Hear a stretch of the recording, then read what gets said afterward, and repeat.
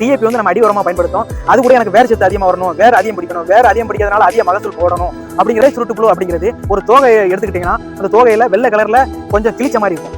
பிரிட்டிலா குளோர் பைசல்பிரான் ethyl அப்படிங்கிற மாதிரி. இது வந்து நம்ம என்ன செய்யறோம்னா மண் கூட கலந்து வீசிருக்கோம். ஃபர்ஸ்ட் அந்த ஊனும் போது 2 துளி அடிச்சாதான் ஊனதுக்கு ஈஸியா இருக்கும். இன்னொன்னு சீக்கிரமா ஊனிட்டு போக முடியும். அந்த முடியும்பாங்க கட்டு ஒரு கட்டா அப்படி உள்ள வீசிட்டு போனோம்னா அப்படி வரிசைக்கா ஊனிட்டு போயிருவாங்க. மழை விழுந்து மாத்தி பேஞ்சிருச்சுன்னு வச்சுக்கோங்களேன், மருந்தே அடிக்க வேண்டாம். 2 கால மாடை வச்சு அந்த ஏற்கலப்பையை வச்சு தான் முன்னாடி பண்ணிட்டு இருந்தாங்க, உழுதுகிட்டு இருந்தாங்க. அதுக்கப்புறமா டெக்னாலஜி மாற நவீன இயந்திரங்கள் வந்ததுனால இப்போ வந்து டிராக்டர்லயே தொழி அடிக்கிறதுன்னு சொல்லுவாங்க.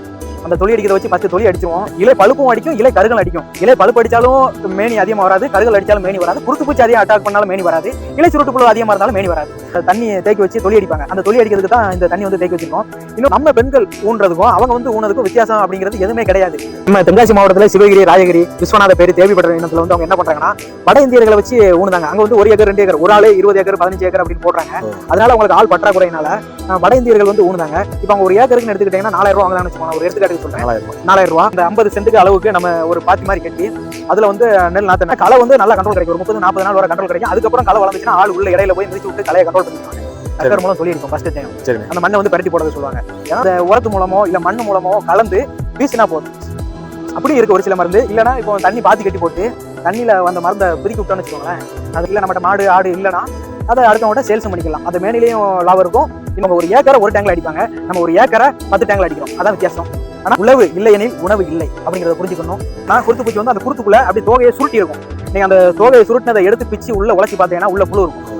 அதான் வித்தியாசம். இலை சுருட்டு புழு, குருத்து பூச்சி அப்படிங்கிறது ரெண்டுக்கு நம்ம கடையில போய் அரிசி வாங்குறது கிடையாது. அதனால நம்ம அந்த ட்ரோனுக்கு ஒரு ஏக்கருக்கு 600 ரூபாய் வாங்குறாங்க. நாட்டு மக்கள் அனைவர்களுக்கும் ஒன்றுதான் சொல்ல வேண்டும். மனிதன் வந்து உயிர் வாழ்வதற்கு அத்தியாவசிய தேவை வந்து அரிசி. ஆமா, அந்த அரிசி இருந்தா தான் நம்ம வந்து சோறு வாங்கி சாப்பிட முடியும். ஃபர்ஸ்ட் வந்து நிலத்தை வந்து எப்படி தயார் செய்யணும்னா வயக்காடு அப்படிங்கிறத சொல்லுவாங்க. சரி, அதாவது வயக்காட்டுல வந்து ஃபர்ஸ்ட் தண்ணி கட்டுவோம் ஃபுல்லா. அதுவும் ஃபர்ஸ்ட் மழை பெஞ்சு அதுக்கப்புறம் அந்த குளத்து மூலம் தான் வர்ற தண்ணியை இப்போ நம்ம தண்ணி பாய்ச்சி அதுக்கப்புறம் தான் வரப்பெல்லாம் போட்டு தொழி அடிப்போம். டக்கர் மூலம் தொழி அடிப்போம் ஃபர்ஸ்ட் டைம். சரி, அந்த மண்ணை வந்து பரட்டி போடுறது சொல்லுவாங்க. இது வந்து முன்னாடி எல்லாம் பாத்தீங்கன்னா அந்த மாடு அந்த ஏர் கலப்பை வச்சு பண்ணாங்க. இப்போ வந்து நீங்க வந்து அந்த மாதிரி முறையில பண்றீங்களா இல்ல டிராக்டர் வச்சு தான் பண்றீங்களா? அதாவது என்ன, முன்னாடி வந்து எங்க தாத்தா காலத்துல வந்து ஏர் கலப்பு மாடு வச்சு 2 கால மாடை வச்சு அந்த ஏர் கலப்பையை வச்சு தான் முன்னாடி பண்ணிட்டு இருந்தாங்க, உழுதுகிட்டு இருந்தாங்க. அதுக்கப்புறமா டெக்னாலஜி மாற நவீன இயந்திரங்கள் வந்ததுனால இப்போ வந்து டிராக்டர்லயே தொழி அடிக்கிறதுன்னு சொல்லுவாங்க. அந்த தொழி அடிக்கிறத வச்சு ஃபர்ஸ்ட் தொழி அடிச்சிருவோம். தொழி அடிச்சுட்டு போட்டுருவாங்க. அதுக்கு முன்னாடியே நாத்து பாவுறது அப்படிங்கறத சொல்றாங்க. அது அந்த நாத்து வந்து பாவுறதுன்னு சொல்லி சொல்றாங்கல்ல, அது எப்படி அந்த நாத்து அந்த விதையா எப்படி பாவுறீங்க, அது எத்தனை நாள்ல எடுக்கணும், அது கொஞ்சம் சொல்லுங்க. அதாவது நாத்து வந்து நம்ம கடையில போய் நெல் நாத்துங்கிறது வாங்குறோம். அத ஒரு சின்ன சைஸ், அதாவது இப்ப நம்ம ஒரு 50 சென்ட்ல இல்ல 1 ஏக்கரோ 50 சென்டோ போடுறோம்னா ஒரு அந்த 50 சென்ட்டுக்கு அளவுக்கு நம்ம ஒரு பாத்தி மாதிரி கட்டி அதுல வந்து நெல் நாத்து அதுல விதைச்சிட்டு அது கரெக்டா ஒரு 15ல இருந்து 20 நாள்ல கொஞ்சம் வளர்ந்துரும். அந்த 20 நாளுக்கு அப்புறம் தான் அதை எடுத்து போய் அதுல ஊனணும். சரி, அதை வந்து ஊனுறத வந்து நீங்க மிஷின்ல ஊன்றீங்களா இல்ல ஆள் வச்சு தான் ஊனுங்களானே? அது ஒவ்வொரு ஏரியாவை பொறுத்து. நம்ம ஏரியாவில் ஆட்கள் தான் ஊனிட்டு வராங்க. அதாவது இப்போ நம்ம தென்காசி மாவட்டத்துல சிவகிரி, ராஜகிரி, விஸ்வநாத பேரு, தேவிப்பட்ட இனத்துல வந்து அவங்க என்ன பண்றாங்கன்னா வட இந்தியர்களை வச்சு ஊனுதாங்க. அங்க வந்து 1 ஏக்கர் 2 ஏக்கர், ஒரு ஆளு 20 ஏக்கர் 15 ஏக்கர் அப்படின்னு போடுறாங்க.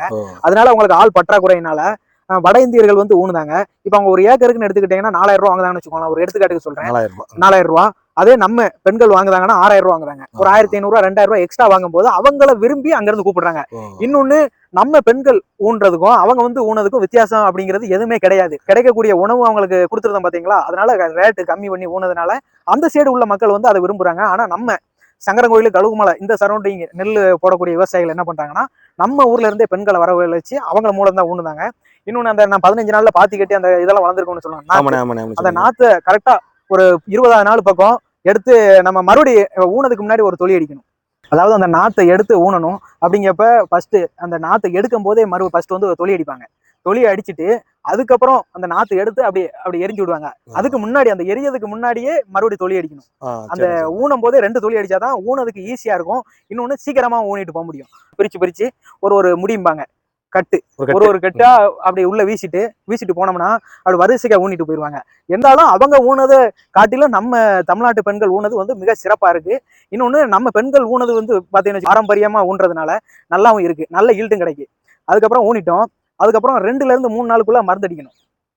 2ல இருந்து 3 நாள் இலக்கலை பிளஸ் புல்களை கோரை அப்படிங்கிறது 3மே கண்ட்ரோல் ஆகணும்னா கண்டிப்பா மருந்து அடிக்கணும். உரத்து மூலமோ இல்ல மண்ணு மூலமோ கலந்து வீசினா போதும். அப்படி இருக்கு ஒரு சில மருந்து. அதாவது நம்ம களை மருந்து வந்து பாத்துக்கிட்டீங்கன்னா மண்ணு மூலமாவும் அந்த மருந்துகளை சேர்த்து வீசலாம், இல்லைன்னா யூரியா உரம் கூடயும் வீசலாம். அப்படியே முடியல அப்படின்னா தண்ணி பாத்தி அந்த ஆல்ரெடி நம்ம நெல்லு நாத்து அப்படிங்கிறது தண்ணியில தான் இருந்துகிட்டே இருக்கும். ஏதாவது தண்ணி வத்த இடத்துல தான் மறுபடியும் தண்ணி விட சூழ்நிலைக்கு போவோம். ஆனா ஃபர்ஸ்ட் எடுத்ததும் ஊனதுனால தண்ணி கடந்துகிட்டே இருக்கணும். அந்த 3வது நாள் ஃபர்ஸ்ட் செகண்ட் 3 நம்ம அங்க ஊனி 3வது நாளுக்குள்ள களை மருந்து அப்படிங்கிறது தெளிக்கவும் செய்யலாம். இன்னொன்னு அந்த தண்ணியில குதிக்கி விட்டாலுமே மொத்த பிஞ்சைக்குமே போய் கண்ட்ரோல் ஆகக்கூடிய மருந்து இருக்கு. நம்ம பயன்படுத்தக்கூடியது வந்து பிரிட்டிலா குளோர் பைசல்பிரான் எத்தில் அப்படிங்கிற மருந்து. இது வந்து நம்ம என்ன செய்தோம்னா மண்ணு கூட கலந்து வீசியிருந்தோம். அப்பம்போது அடி உரம் போடணும். டிஏபி வந்து நம்ம அடி உரமா பயன்படுத்தும். அது கூட எனக்கு வேர் சத்து அதிகமா வரணும், வேர் அதிகம் பிடிக்கணும், வேர் அதிகம் பிடிக்கிறதுனால அதிக மகசூல் போடணும் அப்படிங்கிறதுனால டிஏபி மைக்ரோ சூப்பர் அப்படிங்கிறது அடி உரமா பயன்படுத்துறோம். அப்புறம் ஒரு 12ல இருந்து ஒரு 15 நாளுக்கு போகும்போது யூரியா வரும். யூரியா போட்டதுக்கு அப்புறமா ஏன்னா களை வந்து நல்லா கண்ட்ரோல் கிடைக்கும். ஒரு 30-40 நாள் வரை கண்ட்ரோல் கிடைக்கும். அதுக்கப்புறம் களை வளர்ந்துச்சுன்னா ஆள் உள்ள இடையில போய் மிதிச்சு விட்டு களையை கண்ட்ரோல் பண்ணிக்கிறாங்க. அந்த 25 நாள் 30 நாள் போகும்போது குருத்து பூச்சி, இலை சுருட்டு புழு அப்படிங்கிறது ரெண்டுமே அட்டாக் பண்ணும். இலை சுருட்டு புழு அப்படிங்கிறது ஒரு தோகையை எடுத்துக்கிட்டீங்கன்னா அந்த தோகையில வெள்ளை கலர்ல கொஞ்சம் கிழிச்ச மாதிரி இருக்கும். கொஞ்சம் கொஞ்சமா கிழிச்ச மாதிரி நானும் பாத்துருக்கேன். அது அப்படி இருந்துச்சுன்னா அது இலை சுருட்டு புழு. குருத்து பூச்சி வந்து என்ன இருக்கும்னா குருத்து பூச்சி வந்து அந்த குருத்துக்குள்ள அப்படி தோகையை சுருட்டி இருக்கும். நீங்க அந்த தோகையை சுருட்டினதை எடுத்து பிச்சு உள்ள உழைச்சி பார்த்தீங்கன்னா உள்ள புழு இருக்கும். அதான் வித்தியாசம் இலை சுருட்டு புழு குருத்து பூச்சி அப்படிங்கிறது ரெண்டு இதுக்குமே. ஆனா அதுக்கு நம்ம மருந்து அடிச்சு கண்ட்ரோல் பண்ணிக்கலாம். அப்படி அதாவது மழை விழுந்து மாத்தி மாத்தி பேஞ்சிருச்சுன்னு வச்சுக்கோங்களேன், மருந்தே அடிக்க வேண்டாம். இந்த மாதிரி வீடியோ எல்லாம் நிறைய போட்டிருக்கேன். அதுல வந்து இந்த கருகல் நோய் அப்படி இப்படின்னு இருக்கு செய்யுது. அந்த மாதிரி இதுக்கு ஏதாவது நோய் வருமானே? ஆமா, அதாவது இலை சுருட்டு புழு, குருத்து பூச்சி, அது கூடயே இலை பழுப்பு, இலை கருகள் அப்படிங்கிறது ரெண்டா பிரிப்பாங்க. சரிண்ணே. இலை பழுப்பும் அடிக்கும், இலை கருகள் அடிக்கும். இலை பழுப்பு அடிச்சாலும் மேனி அதிகமா வராது, கருகள் அடிச்சாலும் மேனி வராது, குருத்து பூச்சி அதிகம் அட்டாக் பண்ணாலும் மேனி வராது, இலை சுருட்டு புழு அதிகமா இருந்தாலும் மேனி வராது. அந்த 4 இதுக்குமே மருந்து இருக்கு. களை மருந்து நம்ம அடிக்க சூழ்நிலை வந்தாலும் களை மருந்து பயன்படுத்தினாலும் நான் தான் போவேன். ஆனா நான் அப்படி போகல. நான் மண்ணை வச்சு விதைச்சிட்டு, ஏன்னா அப்போ உள்ள போய் விதைக்கும் போதும் நான் உள்ள போய் தான் விதைச்சாகணும். அதுக்கப்புறம் அந்த இலை சுருட்டு புழு, குருத்து பூச்சி, இலை பழுப்பு, இலை கருகள் இருந்தாலும் நான் தான் போய் பிரேயரை வச்சு தான் அடிப்பேன். அந்த ட்ரோனுக்கு ஒரு ஏக்கருக்கு 600 ரூபா வாங்குறாங்க. அதே இந்த இப்போ நம்ம ஸ்ப்ரேயர் அடிச்சோம்னா ஒரு டேங்க்கு 50 ரூபா வாங்குறாங்க. அவங்க ஒரு ஏக்கரை ஒரு டேங்க்ல அடிப்பாங்க, நம்ம ஒரு ஏக்கரை 10 டேங்க்ல அடிக்கிறோம். அதான் வித்தியாசம். ஆனா அந்த காசை அமௌண்ட்டை கம்பேர் பண்ணும்போது ரெண்டுமே ஒரே ஈக்குவல்ல தான் வரும். சரிண்ணே. இப்போ நான் அந்த 20 நாள்ல யூரியா போடுறேன்னு சொல்லிட்டேன். ஆமாண்ணே. அதுக்கப்புறம் ஒரு 45வது நாள்ல மறுபடியும் ஒரு உரம் போடணும், நல்லா சத்தெல்லாம் எடுக்கணும் அப்படின்ட்டு. அப்போது யூரியா, காம்ப்ளெக்ஸ், பொட்டாசு 3த்தையும் கலந்து லாஸ்ட்டாக ஒரு 40-45வது நாளில் போட்டோம்னா நல்ல மேனி கிடைக்கும். ஆனால் இப்போ வந்து கருதறுக்க மிஷின் அப்படிங்கிறத சொல்கிறாங்க.